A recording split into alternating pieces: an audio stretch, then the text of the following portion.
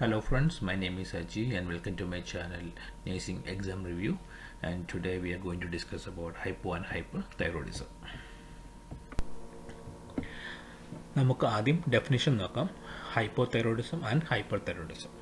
Hypothyroidism എന്ന് വെച്ചാൽ thyroid gland നമ്മുടെ ശരീരത്തിന് ആവശ്യമായ ഹോർമോൺസ് അഥവാ T3 ആൻഡ് T4 പ്രൊഡ്യൂസ് ചെയ്യാത്ത അവസ്ഥയെ നമ്മൾ ഹൈപ്പോതൈറോയിഡിസം എന്നും, തൈറോയ്ഡ് ഗ്ലാൻഡ് ആവശ്യത്തിൽ കൂടുതൽ തൈറോയ്ഡ് ഹോർമോൺസ് പ്രൊഡ്യൂസ് ചെയ്യുന്നതിനെ നമ്മൾ ഹൈപ്പർതൈറോയിഡിസം എന്ന് പറയുന്നു. അപ്പോൾ നമുക്ക് എല്ലാവർക്കും അറിയാം, യൂഷ്വലി നമ്മൾ ഹൈപ്പോതൈറോയിഡിസം അല്ലെങ്കിൽ ഹൈപ്പോതൈറോയിഡിസം കണ്ടുപിടിക്കാൻ വേണ്ടി ഹോസ്പിറ്റലിൽ യൂഷ്വലി ചെയ്യുന്ന ടെസ്റ്റ് T3 T4 പിന്നെ TSH ആണ്. അപ്പം ഇനി ഹൈപ്പോതൈറോയിഡിസത്തിൽ നമുക്ക് T3 T4 കുറവും TSH കൂടുതലുമായിരിക്കും. അതുപോലൊക്കെ തന്നെ ഹൈപ്പർതൈറോയിഡിസത്തിൽ T3 T4 കൂടുതലും TSH കുറവുമായിരിക്കും. അപ്പോൾ എന്തുകൊണ്ടാണ് T3 T4 അല്ലെങ്കിൽ ഹൈപ്പോതൈറോയിഡിസത്തിൽ T3 T4 കുറവും TSH കൂടുതലും ആണെന്ന് മനസ്സിലാക്കണമെങ്കിൽ നമ്മൾ ഇതിൻ്റെ പാത്തോ അറിയണം. ഓക്കെ, നമ്മൾ നോർമലി ഹൈപ്പോതലാമസ് ഒരു ഹോർമോൺ പ്രൊഡ്യൂസ് ചെയ്യും. ഓക്കെ, അതിൻ്റെ പേരാണ് തൈറോട്രോപ്പിൻ റിലീസിങ് ഹോർമോൺ. ഈ തൈറോട്രോപ്പിൻ റിലീസിങ് ഹോർമോൺ നമ്മുടെ പിറ്റ്യൂട്ടറി ഗ്ലാൻഡിനെ ആക്ടിവേറ്റ് ചെയ്യും. അപ്പോൾ പിറ്റ്യൂട്ടറി ഗ്ലാൻഡ് വേറൊരു ഹോർമോൺ പ്രൊഡ്യൂസ് ചെയ്യും. അതിൻ്റെ പേര് TSH എന്നാണ്, നമ്മുടെ തൈറോയ്ഡ് സ്റ്റിമുലേറ്റിംഗ് ഹോർമോൺ. ഈ തൈറോയ്ഡ് സ്റ്റിമുലേറ്റിംഗ് ഹോർമോൺ തൈറോയ്ഡ് ഗ്ലാൻഡിനെ ആക്ടിവേറ്റ് ചെയ്യും. അപ്പോൾ thyroid gland T3 and T4 produce ചെയ്യും. അപ്പോൾ എന്തെങ്കിലും കാരണം ഈ ഹൈപ്പോതലാമസിനോ അല്ലെങ്കിൽ പിറ്റ്യൂട്ടറി ഗ്ലാൻഡിനോ അല്ലെങ്കിൽ ഈ തൈറോയ്ഡ് ഗ്ലാൻഡിനോ എന്തെങ്കിലും കാരണം, അത് ചിലപ്പോൾ ഓട്ടോ ഇമ്മ്യൂൺ ഡിസീസ് ആയിരിക്കാം, അല്ലെങ്കിൽ ട്യൂമർ ആയിരിക്കാം, എന്താണെങ്കിലും നമ്മുടെ ടോട്ടൽ പ്രൊഡക്ഷനെ, അവസാനം വരുന്ന തൈറോയ്ഡ് ഗ്ലാൻഡിനെ, തൈറോയ്ഡ് ഹോർമോൺസിൻ്റെ പ്രൊഡക്ഷനെ അഫക്റ്റ് ചെയ്യും. ഹൈപ്പോതൈറോയിഡിസത്തിൽ എന്താണ് സംഭവിക്കുക എന്ന് വെച്ച് കഴിഞ്ഞാൽ നമ്മുടെ തൈറോയ്ഡ് ഗ്ലാൻഡ് ആവശ്യത്തിന് T3യും ആവശ്യത്തിന് T4യും പ്രൊഡ്യൂസ് ചെയ്യുന്നില്ല. അപ്പോൾ ഇത് മനസ്സിലാക്കുന്ന പിറ്റ്യൂട്ടറി ഗ്ലാൻഡ് ഇതിനെ കോമ്പൻസേറ്റ് ചെയ്യാൻ വേണ്ടി കൂടുതൽ TSH പ്രൊഡ്യൂസ് ചെയ്യും. എന്തിനാണ്? നമ്മുടെ തൈറോയ്ഡ് ഗ്ലാൻഡിനെ സ്റ്റിമുലേറ്റ് ചെയ്തിട്ട് കൂടുതൽ T3 ആൻഡ് T4 പ്രൊഡ്യൂസ് ചെയ്യാൻ വേണ്ടിയാണ് പിറ്റ്യൂട്ടറി ഗ്ലാൻഡ് ഇങ്ങനെ ചെയ്യുന്നത്. പക്ഷേ ഇവിടെ മെയിൻ ഇഷ്യൂ എന്ന് വെച്ച് കഴിഞ്ഞാൽ തൈറോയ്ഡ് ഗ്ലാൻഡിനാണ്. അപ്പോൾ എന്തുമാത്രം TSH പിറ്റ്യൂട്ടറി ഗ്ലാൻഡ് പ്രൊഡ്യൂസ് ചെയ്താൽ പോലും നമ്മുടെ തൈറോയ്ഡ് ഗ്ലാൻഡ് അതനുസരിച്ച് T3 ആൻഡ് T4 പ്രൊഡ്യൂസ് ചെയ്യുന്നില്ല. അപ്പോൾ അതുകൊണ്ടാണ് നമ്മൾ ബ്ലഡ് ടെസ്റ്റ് ചെയ്യുമ്പം നമുക്ക് T3യും T4യും കുറവും TSH കൂടുതലും കാണിക്കുന്നത് ഇൻ ഹൈപ്പോതൈറോയിഡിസത്തിൽ. ഈ സെയിം മെക്കാനിസമാണ് നമ്മൾ ഹൈപ്പർതൈറോയിഡിസത്തിലും നമ്മൾ കാണുന്നത്. ഇവിടെ നിന്ന് പറയാൻ നേരെ ഓപ്പോസിറ്റാണ്. ഇവിടെ തൈറോയ്ഡ് ഗ്ലാൻഡ് കൂടുതൽ T3യും T4യും പ്രൊഡ്യൂസ് ചെയ്യുന്നുണ്ട്. ഇത് മനസ്സിലാക്കുന്ന പിറ്റ്യൂട്ടറി ഗ്ലാൻഡ് ഈ പ്രൊഡക്ഷൻസ് കുറയ്ക്കാൻ വേണ്ടി TSHൻ്റെ ലെവൽ കുറയ്ക്കും. TSH പ്രൊഡ്യൂസ് ചെയ്യുന്ന നോർമലിനെക്കാട്ടി കുറച്ച് പ്രൊഡ്യൂസ് ചെയ്യും. എന്തിനാണ്? ടോട്ടൽ പ്രൊഡക്ഷൻ കുറയ്ക്കാൻ വേണ്ടി. പക്ഷേ ഇവിടെയും ഇഷ്യൂ ആർക്കാണ്? തൈറോയ്ഡ് ഗ്ലാൻഡിനാണ്. അപ്പം തൈറോയ്ഡ് ഗ്ലാൻഡ് എന്താണ് പിറ്റ്യൂട്ടറി ഗ്ലാൻഡ് പ്രൊഡ്യൂസ് ചെയ്യുന്ന TSHനെ ഡിപ്പെൻഡ് ചെയ്യുന്നേയില്ല. തൈറോയ്ഡ് ഗ്ലാൻഡ് കൂടുതൽ T3 T4 പ്രൊഡ്യൂസ് ചെയ്തുകൊണ്ടേയിരിക്കും. അതുകൊണ്ടാണ് ഹൈപ്പർ തൈറോയിഡിസത്തിൽ T3 T4 കൂടുതലും TSH കുറവും കാണിക്കുന്നത്. ഇതിനെ നമ്മൾ പ്രൈമറി കോസ് എന്നാണ് പറയുന്നത്. Anything that happen to the thyroid gland, thyroid ഗ്ലാൻഡിൻ്റെ ഏതെങ്കിലും ഇഷ്യൂ കാരണമാണ് നമുക്ക് T3യും T4യും കൂടുതൽ കുറയോ ചെയ്യുന്നതിന് നമ്മൾ പ്രൈമറി കോസ് എന്നും.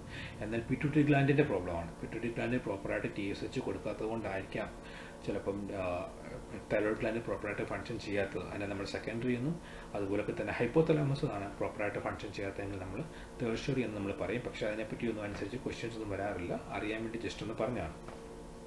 പിന്നെ ഹൈപ്പോതൈറോയിഡിസത്തിൻ്റെ സിവിയർ കണ്ടീഷനെ നമ്മൾ മെക്സിഡിമ കോമ എന്നും, ഹൈപ്പർതൈറോയിഡിസത്തിൻ്റെ സിവിയറിനെ നമ്മൾ തൈറോയ്ഡ് സ്റ്റോം അല്ലെങ്കിൽ തൈറോടോക്സിക്കോസിസ് എന്ന് പറയും. ഓക്കെ, ഇത് രണ്ടും നമുക്ക് കുറച്ചും കൂടെ ഡീറ്റെയിൽ ആയിട്ട് വരുന്ന സ്ലൈഡിൽ എക്സ്പ്ലെയിൻ ചെയ്യാം. അപ്പോൾ ഇതാണ് ഇതിൻ്റെ ഡെഫിനേഷനും ഇതിൻ്റെ പാത്തോയും. ഓക്കെ, പിന്നെ ഇതിൻ്റെ മെയിനായിട്ട് ഇതിൻ്റെ കോസസ് എന്ന് പറയുന്നത്, ഹൈപ്പോതൈറോയിഡിസത്തിൻ്റെ കോസസ് എന്ന് പറയുന്നത് ഹാഷിമോട്ടോസ് തൈറോയിഡൈറ്റിസ് ഒരു ഓട്ടോഇമ്യൂൺ ഡിസീസാണ്. അതുകൂടാതെ അയോഡിൻ ഡെഫിഷ്യൻസി ഉള്ള പേഷ്യൻറ്റിന് ഹൈപ്പോതൈറോയിഡിസം കാണാം, എല്ലാവർക്കും അറിയാവുന്ന കാര്യമാണ്. റേഡിയേഷൻ തെറാപ്പി കിട്ടുന്ന പേഷ്യൻറ്റിന് ഹൈപ്പോതൈറോയിഡിസം കാണാൻ പറ്റും. ചില മെഡിക്കേഷൻസ് ഉണ്ട്, ആ മെഡിക്കേഷൻ്റെ ഉള്ളിൽ തന്നെ നമുക്ക് ആൻറ്റി തൈറോയിഡ് മെഡിക്കേഷൻ കാരണവും നമുക്ക് ഹൈപ്പോതൈറോയിഡിസത്തിൽ പോകാൻ പറ്റും. പിന്നീട് നമുക്ക് പറയാനുള്ളതാണ് ഹൈപ്പർ തൈറോയിഡിസം. അതിൻ്റെ കോസസ് പറയുന്നതും നമുക്ക് ഗ്രേവ് ഡിസീസ് വരുന്നുണ്ട്, തൈറോയ്ഡ് നൊഡ്യൂൾസ് വരുന്നുണ്ട്, അതുപോലെ തന്നെ എക്സസീവ് അയഡിൻ ഇൻടേക്ക് വരുന്നുണ്ട്, അതുകൂടാതെ തന്നെ inflammation of the thyroid gland. അപ്പം ഇതൊന്നും നമ്മൾ എക്സാമിന് ആരും ചോദിക്കാറില്ല, നമുക്ക് അറിഞ്ഞിരിക്കാൻ വേണ്ടി ഇന്ന് പറഞ്ഞിരിക്കുന്നുള്ളൂ. അടുത്തതായിട്ട് നമുക്ക് സിംറ്റംസ് നോക്കാം. ഹൈപ്പോതൈറോയിഡിസം ഫസ്റ്റ് നോക്കാം. ഹൈപ്പോ എന്ന് പറയുമ്പോൾ തന്നെ നമുക്ക് എല്ലാവർക്കും അറിയാം ഹൈപ്പോ എന്ന് പറഞ്ഞാൽ കുറവാണ്. അതുപോലെ തന്നെ ഹൈപ്പോയുടെ സിംറ്റംസ് നോക്കുമ്പോഴും കൂടുതൽ സിംറ്റംസ് നമുക്ക് എല്ലാം കുറവായിരിക്കും കാണിക്കുന്നത് ഹൈപ്പോതൈറോയിഡിസത്തിൽ. അപ്പോൾ നമുക്കിതൊന്നും കാണാൻ പഠിക്കേണ്ട ആവശ്യമില്ല. നമുക്ക് സിംറ്റംസ് ഇപ്പം ലോ വൈറ്റൽ സൈൻസിനകത്ത് എല്ലാവർക്കും അറിയാം, BP വരും, ഹാർട്ട് റേറ്റ് വരും, റെസ്പിറേഷൻ വരും. അപ്പം ഇതെല്ലാം ലോ ആയിരിക്കും. അതുപോലെ തന്നെ നമ്മുടെ മെറ്റബോളിസം വളരെ ലോ ആയിരിക്കും അല്ലെങ്കിൽ സ്ലോ ആയിരിക്കും. അതുകൊണ്ട് നമുക്ക് ഹൈപ്പോതൈറോയിഡിസം ഉള്ള പേഷ്യൻറ്റിന് വെയിറ്റ് ഗെയിൻ ആയിരിക്കും. നമുക്ക് യൂഷ്വലി നമ്മൾ കാണുന്നതാണ് ഹൈപ്പോതൈറോയിഡിസം ഉള്ള പേഷ്യൻ്റ് എല്ലാം കുറച്ച് ഹെവി ആയിരിക്കും. അതുപോലെ തന്നെ അവർ ഭയങ്കര വീക്ക് ആയിരിക്കും. കാരണം അവർക്ക് ലോ എനർജിയാണ്, ഭയങ്കര ഫറ്റീഗ് ആയിരിക്കും, ഭയങ്കര ഡിപ്രസ്ഡ് ആയിരിക്കും. അതുപോലെ തന്നെ നമുക്ക് പറയാം അവരുടെ ഡൈജഷൻസ് ഭയങ്കര സ്ലോ ആയിരിക്കും. അതുകൊണ്ട് ഹൈപ്പോ ഉള്ള പേഷ്യൻ്റ് എപ്പോഴും കോൺസ്റ്റിപ്പേഷനാണ് അവരുടെ main symptom. One of the main symptoms constipation ഉണ്ട്. അതുകൂടാതെ പിന്നെ ഉള്ളതെന്ന് പറഞ്ഞാൽ കോൾഡ് ഇൻടോളറൻസ് ആയിരിക്കും പേഷ്യൻ്റ്. അതുകൊണ്ട് ഹൈപ്പോതൈറോയിഡിസം ഉള്ള പേഷ്യൻറ്റിന് നമുക്ക് എപ്പോഴും വാം അറ്റ്മോസ്ഫിയർ കൊടുക്കണം. ഇത് ചിലപ്പോൾ ചില ക്വസ്റ്റ്യൻസ് ഒക്കെ നമുക്ക് കാണാറുണ്ട്. അത് നമ്മുടെ എംഗ്ലക്സിലൊന്നും ചോദിക്കാറില്ല, അല്ല ചെറിയ ചെറിയ നേഴ്സിംഗ് എക്സാംസ് ഒക്കെ ചോദിക്കുന്ന ക്വസ്റ്റ്യൻസ് ആണ്. എന്ത് ടൈപ്പ് എൻവയോൺമെൻ്റ് ആണ് ഹൈപ്പോതൈറോയിഡിസം ഉള്ള പേഷ്യൻറ്റിന് സ്യൂട്ട് ആവുന്നതെന്ന് ചോദിക്കും. അത് നമുക്ക് എപ്പോഴും വാം എൻവയോൺമെൻ്റ് ആണ് പ്രൊവൈഡ് ചെയ്യേണ്ടത്.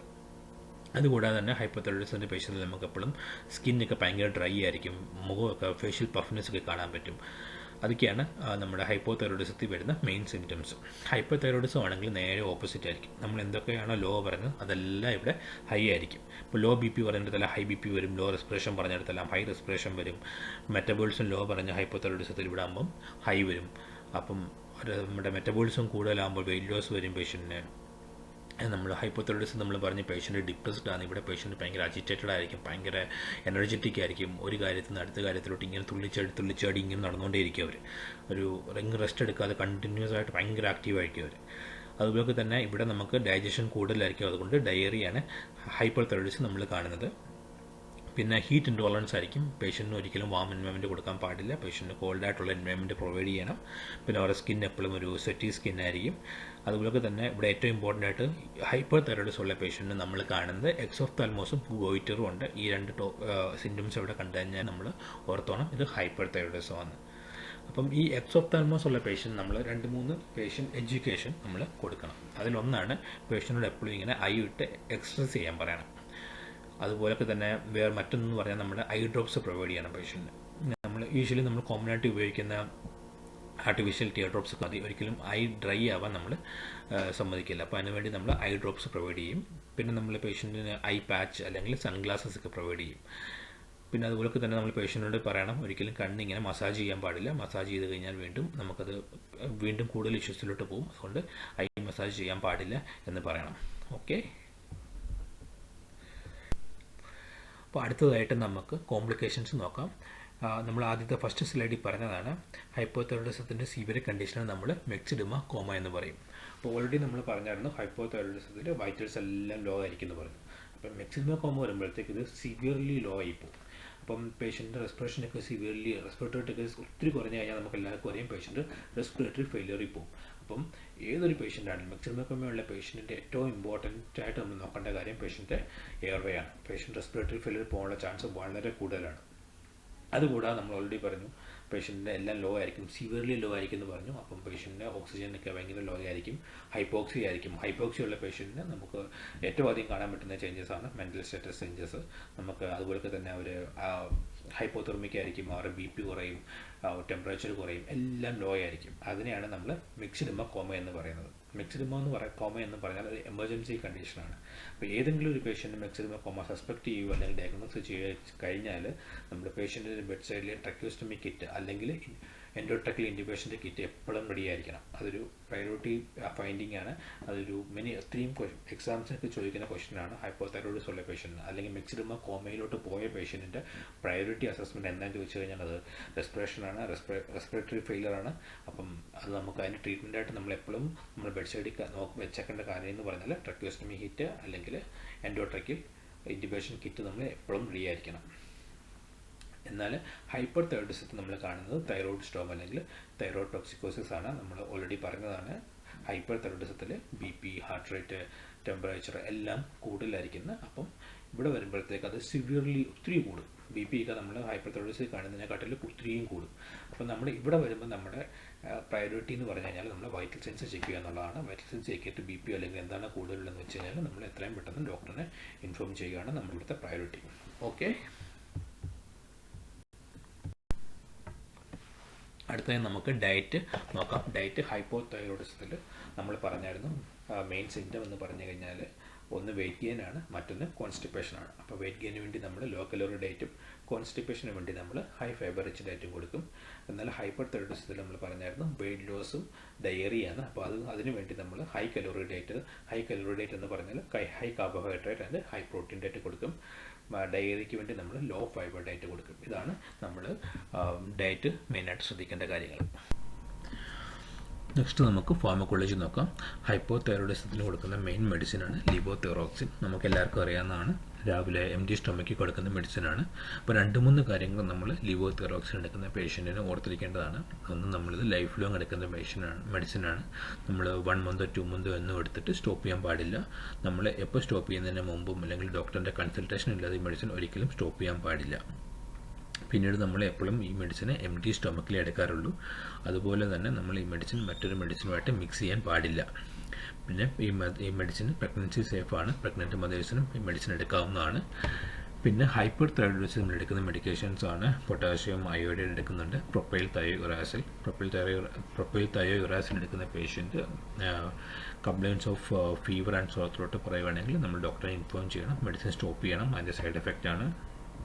അതുകൂടാതെ തന്നെ ഹൈപ്പർ തൈറോയിഡിസത്തിൽ നമ്മളെപ്പോഴും കാണുന്നത് ഹൈ ബ്ലഡ് പ്രഷറും ഹൈ ഹാർട്ട് റേറ്റൊക്കെയാണ്. അതുകൊണ്ട് നമ്മൾ ബീറ്റാ ബ്ലോക്കേഴ്സ് കൊടുക്കും. പിന്നെ മെത്തിമസോൾ വേറൊരു മെഡിസിനാണ് ഹൈപ്പർ തൈറോയിഡിസത്തിന് കൊടുക്കുന്നതാണ്. അടുത്തത് നമുക്ക് ട്രീറ്റ്മെൻറ്റ് നോക്കാം. ഹൈപ്പോ തൈറോയിഡിസത്തിനുള്ള പേഷ്യൻറ്റ് നമ്മൾ ഓൾറെഡി പറഞ്ഞതാണ് ലിവോതെറോക്സിൻ ആണ് തൈറോയിഡ് ഹോർമോൺ റീപ്ലേസ്മെൻറ്റ് തെറാപ്പി. അതുകൂടാതെ നമ്മൾ റെഗുലർലി നമ്മൾ തൈറോയിഡ് ഫങ്ഷൻ ചെക്ക് ചെയ്യണം. അതുപോലെ തന്നെ നമ്മൾ പേഷ്യൻറ്റിനോട് ഹെൽത്ത് എഡ്യൂക്കേഷൻ ചെയ്യണം. പ്രോപ്പർ ഡയറ്റ് അല്ലെങ്കിൽ ബാലൻസ്ഡ് ഡയറ്റ് കഴിക്കാനും എക്സസൈസ് ചെയ്യാനൊക്കെ നമ്മൾ പേഷ്യൻറ്റിനോട് ഹെൽത്ത് എഡ്യൂക്കേഷൻ പ്രൊവൈഡ് ചെയ്യണം. ഹൈപ്പർ തൈറോയിഡിസത്തിൽ നമ്മൾ റേഡിയോ ആക്റ്റീവ് അയോഡിൻ അപ്ടേക്ക്. അപ്പം റേഡിയോ ആക്റ്റീവ് അയോഡിൻ അപ്ടേക്ക് ചെയ്യുന്ന പേഷ്യൻറ്റിന് നമ്മൾ കുറച്ച് കാര്യങ്ങൾ പേഷ്യൻറ്റിന് ഹെൽത്ത് എഡ്യൂക്കേഷൻ കൊടുക്കണം. ഒന്നാമത് ഏറ്റവും ഇമ്പോർട്ടൻ്റ് ആയിട്ടുള്ള കാര്യം നമ്മൾ പ്രഗ്നൻസി ടെസ്റ്റ് ഇതിനു മുമ്പ് ചെയ്യേണ്ടതാണ്. അതുകൂടാതെ തന്നെ നമുക്ക് എന്തെങ്കിലും ജ്വല്ലറിയോ നമുക്ക് എന്തെങ്കിലും ഡേഞ്ചേഴ്സൊക്കെ ഉണ്ടെങ്കിൽ നമ്മൾ അത് റിമൂവ് ചെയ്യണം.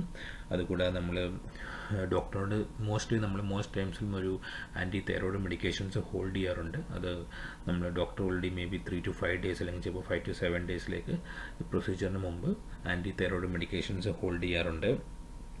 പിന്നെ നമ്മൾ NBO വെക്കാറുണ്ട്. ഈ പേഷ്യൻറ്റിന് ഒരു 2 to 4 hours നമ്മൾ പ്രൊസീജിയറിന് മുമ്പ് നമ്മൾ NBO വെക്കാറുണ്ട്. അതുപോലൊക്കെ തന്നെ ആഫ്റ്റർ പ്രൊസീജിയർ ആണെങ്കിലും നമ്മൾ പേഷ്യൻറ്റിന് ഒരു 1 to 2 hours നമ്മൾ NBO വെക്കും. അതുകൂടാതെ തന്നെ പിന്നെ നമ്മൾ പേഷ്യൻറ്റിനോട് നമ്മൾ ഒരു ക്രൗഡഡ് ഏരിയയിലൊന്നും പോകില്ലെന്ന് പറയും. അതുപോലൊക്കെ തന്നെ ഇമ്മ്യൂണോ കോംപ്രമൈസ്ഡ് ആയിട്ടുള്ള പേഷ്യൻ്റെ അടുത്തൊന്നും നമ്മൾ കോൺടാക്റ്റ് ചെയ്യാൻ പാടില്ലെന്ന് പറയും. പിന്നെ നമ്മൾ റെസ്റ്റ് റൂമൊക്കെ ഉപയോഗിക്കുമ്പോൾ നമ്മൾ യൂറിനൊക്കെ പാസ് ചെയ്ത് കഴിയുമ്പോൾ നമ്മൾ ഒരു 2 to 3 times നമുക്ക് വാഷ്റൂം അല്ലെങ്കിൽ ടോയ്ലറ്റ് നമ്മൾ ഫ്ലഷ് ചെയ്യാൻ പ്രത്യേകം പറയും. അതുപോലൊക്കെ തന്നെ പിന്നെ നമ്മൾ സെയിം ലോണ്ട്രി നമ്മൾ ഉപയോഗിക്കത്തില്ല അന്നത്തെ ദിവസം. പിന്നീട് കുഴപ്പമില്ല, ഒരു 6 to 8 hours നമ്മൾ നമ്മുടെ ലോണ്ട്രി ഒന്ന് മിക്സ് ചെയ്ത് നമ്മൾ വാഷ് ചെയ്യാറില്ല. അത് വളരെ ഇമ്പോർട്ടൻ്റ് ആണ്. റേഡിയോ ആക്റ്റീവ് അയോഡിൻ അപ്ടേക്ക് ചെയ്യുന്ന പേഷ്യനോട് നമ്മൾ ഇത്രയും കാര്യങ്ങൾ നമ്മൾ പ്രത്യേകം പറഞ്ഞിരിക്കണം. പിന്നെ നമ്മൾ സർജറിക്കൽ ട്രീറ്റ്മെൻറ്റാണ് തൈറോയിഡക്ടമിയാണ് നമ്മൾ തൈറോയിഡ് സ്റ്റോം ഉള്ള പേഷ്യൻറ്റ് ചെയ്യുന്നത്. തൈറോയിഡക്ടമി കഴിഞ്ഞ പേഷ്യൻറ്റ് ഏറ്റവും ഇമ്പോർട്ടൻ്റ് ആയിട്ട് നമ്മൾ നോക്കേണ്ട എയർവേ ആണ്. അത് നമ്മൾ ഇനി എന്തൊക്കെ പ്രൊസീജിയർ കഴിഞ്ഞാലും നമ്മുടെ പ്രയോറിറ്റി ABC ആണ്, എയർവേ ബ്രീത്തിങ് സർക്കുലേഷൻ. തൈറോയിഡക്ടമി കഴിഞ്ഞ പേഷ്യൻറ്റിന് എപ്പോഴും നമ്മുടെ പ്രയോറിറ്റി സ്ട്രൈഡർ അല്ലെങ്കിൽ നോയ്സി ബ്രീത്തിങ് ഉണ്ടോ എന്ന് ചെക്ക് ചെയ്യുകയാണ്. നമുക്ക് എന്തെങ്കിലും ഡൗട്ട് വരികയാണെങ്കിൽ പേഷ്യൻ്റ് ബ്രീത്തിങ് അല്ലെങ്കിൽ സ്ട്രൈഡർ അല്ലെങ്കിൽ നോയ്സി ബ്രീത്തിങ് നമുക്ക് തോന്നുകയാണെങ്കിൽ നമ്മൾ ഇമ്മീഡിയറ്റ്ലി നമ്മൾ ഡോക്ടറെ ഇൻഫോം ചെയ്യണം. നമ്മൾ 1 minute പോലും വെയിറ്റ് ചെയ്യാൻ പാടില്ല. അത് കഴിഞ്ഞ് കഴിഞ്ഞാലുള്ള നമുക്ക് മെയിനായിട്ട് വരുന്ന ഒരു സൈഡ് എഫക്റ്റാണ് അല്ലെങ്കിൽ മെയിനായിട്ട് വരുന്ന ഒരു കോംപ്ലിക്കേഷനാണ് ബ്ലീഡിങ്. അപ്പോൾ നമ്മൾ ബ്ലീഡിങ് ഉണ്ടോ എന്ന് ചെക്ക് ചെയ്യണം. അപ്പോൾ നമുക്ക് പേഷ്യൻറ്റിൻ്റെ നെക്ക് ഏരിയയിലൊക്കെ ചെക്ക് ചെയ്യാം. അല്ലെങ്കിൽ പേഷ്യൻ്റെ ബെഡൊക്കെ നനഞ്ഞിട്ടുണ്ടോ, ബ്ലഡ് വന്നിട്ട് നമുക്ക് മിക്സ് ആയിട്ടുണ്ടോ നമ്മൾ ചെക്ക് ചെയ്യാം. യൂഷ്വലി നമുക്ക് ബ്ലീഡിങ് ഒക്കെ ആയിക്കഴിഞ്ഞാൽ ഒരു മിനിമൽ ബ്ലീഡിങ് നമുക്ക് വൈറ്റൽ സൈൻസിൽ അത്ര എഫക്റ്റ് വരാറില്ല. എന്നാൽ നമുക്ക് ബ്ലീഡിങ് കുറച്ചും കൂടെ ഒരു മോഡറേറ്റ് ബ്ലീഡിങ് ഒക്കെ ആയിക്കഴിഞ്ഞാൽ നമുക്ക് വൈറ്റൽ സൈൻസിലായാലും നമുക്ക് കാണാൻ പറ്റും. നമ്മൾ പേഷ്യൻ്റ് ഹൈപ്പോടെൻസീവിലോട്ട് പോകും. അതുപോലെ തന്നെ പേഷ്യൻ്റ് ടക്കിക്കാർഡിക് ആയിരിക്കും. പിന്നെ നമ്മൾ മെയിനായിട്ട് നോക്കേണ്ടതാണ് patient head of the bed elevation. നമ്മൾ ഓൾവേസ് നമ്മൾ 30 to 45 degree ഹെഡ് എലിവേറ്റ് ചെയ്യണം. അതുപോലെ തന്നെ ഹെഡ് എപ്പോഴും ഒരു ന്യൂട്രൽ പൊസിഷൻ കൊടുക്കണം. നമ്മൾ ഒരിക്കലും എക്സ്ട്രാ ആയിട്ട് ഫ്ലെക്സ് ചെയ്യാനോ അല്ലെങ്കിൽ എക്സ്ട്രാ ആയിട്ട് എക്സ്റ്റെൻഡ് ചെയ്യാനോ ഫ്ലെക്സോ ഒന്നും ചെയ്യാൻ പാടില്ല. എപ്പോഴും ഒരു ന്യൂട്രൽ പൊസിഷൻ ആയിരിക്കണം. പിന്നെ തൈറോയിഡക്ടമിയുടെ മറ്റൊരു കോംപ്ലിക്കേഷനാണ് കാൽഷ്യം ഹൈപ്പർ കാൽസ്യമia. കാരണം നമ്മുടെ തൈറോയ്ഡ് ഗ്ലാൻഡും പാരാതൈറോയ്ഡ് ഗ്ലാൻഡും തൊട്ടടുത്തടുത്താണ് ഇരിക്കുന്നത്. ചില സമയത്ത് സർജറി കാരണം നമുക്ക് ചില സമയത്ത് ഡോക്ടറുടെ മൈനർ മിസ്റ്റേക്ക് കാരണം അല്ലെങ്കിൽ accidental removal of parathyroid gland നമുക്ക് റിമൂവ് ആവും. അങ്ങനെ വരുമ്പോൾ പേഷ്യൻ്റ് ഹൈപ്പോ കാൽസ്യമയും പോവും. അപ്പം ഹൈപ്പോ കാൽസ്യമയുടെ നമുക്ക് സിംറ്റംസ് ഒക്കെ പേഷ്യൻ്റ് കാണിച്ചു തുടങ്ങും. അപ്പം അതിനെപ്പറ്റി നമുക്ക് മറ്റൊരു ക്ലാസ് എടുക്കാം. അതൊരു വലിയ ടോപ്പിക്കാണ്. അപ്പം നമുക്ക് തൈറോയ്ഡക്ടമി കഴിഞ്ഞ പേഷ്യൻറ്റിന് കാൽഷ്യം ചെക്ക് ചെയ്യുന്നത് വളരെ ഇമ്പോർട്ടൻ്റ് ആണ്. അഥവാ കാൽഷ്യം കുറയുകയാണെങ്കിൽ നമ്മൾ പേഷ്യൻറ്റിനെ ICU ഷിഫ്റ്റ് ചെയ്തിട്ട് നമുക്ക് കാൽഷ്യം ഇൻഫ്യൂഷൻ കൊടുക്കും. കാൽഷ്യം ഗ്ലൂക്കോണേറ്റ് ഇൻഫ്യൂഷൻ കൊടുക്കാനാണ് പതിവ്. അതുപോലെ തന്നെ പേഷ്യൻറ്റിനെ കണ്ടിന്യൂസ് കാർഡിൽ നമ്മൾ വെക്കും. അപ്പം നമ്മൾ കോമൺ ആയിട്ട് അറിഞ്ഞിരിക്കേണ്ട കാര്യങ്ങൾ ഹൈപ്പോ തൈറോയിഡിസത്തിലും ഹൈപ്പർ തൈറോയിഡിസത്തിലും കോമൺ ആയിട്ട് അറിഞ്ഞിരിക്കേണ്ട കാര്യങ്ങൾ നമ്മൾ ഇത്രയുമായിട്ട് ഡിസ്കസ് ചെയ്തിട്ടുണ്ട്. അപ്പോൾ thanks for watching and bye bye.